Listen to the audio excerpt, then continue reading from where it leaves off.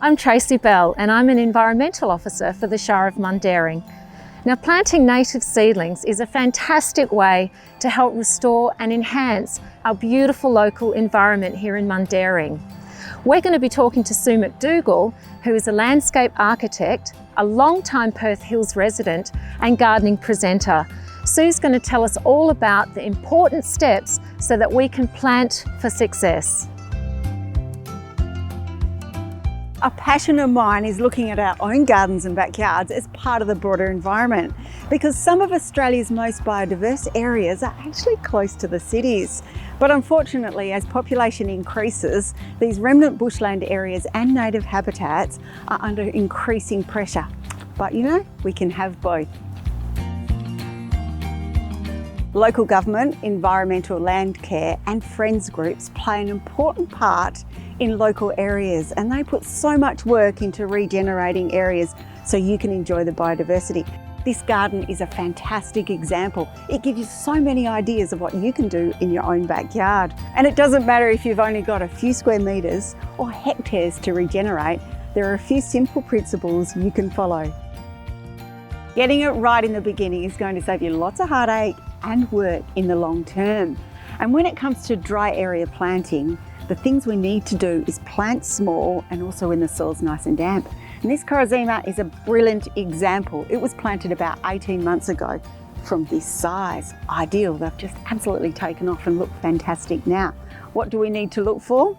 Beautiful, strong, healthy growth, and there's no evidence of the plant starving or drying out. And when we tip it upside down, we look for a strong root system and nothing that shows it's been root bound. And that's a really good guide to follow with planting anything in your garden. Remember the SWIM principle. There are 4 elements for success: soil, water, improving, and mulch. It's simple, just remember SWIM. First question is, how do I know when it's okay to plant? You've got all the plants ready to go, and it seems like we've had so much rain. Then you start digging and the soil's dry underneath. Sound familiar? As a guide, look around at the creeks and waterways. Have they started to flow? If not, usually it's an indicator we haven't had enough rain. For dry area planting, which are those plants that need to fend for themselves in summer, they need to get the very best start.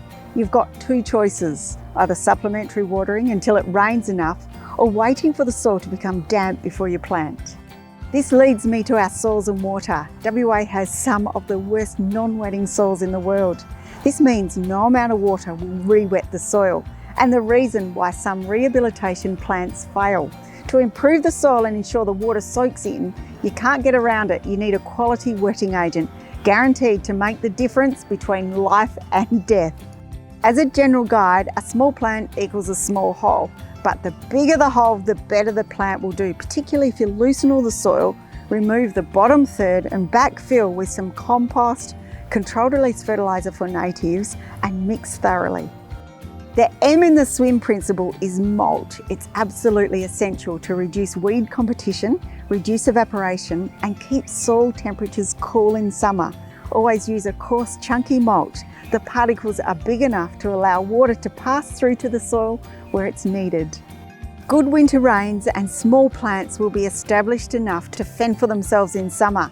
And remember, whether you're planting natives in your own garden or replanting a rehabilitation area, remember SWIM. The recipe for winter planting success is soil, water, improving, and mulch.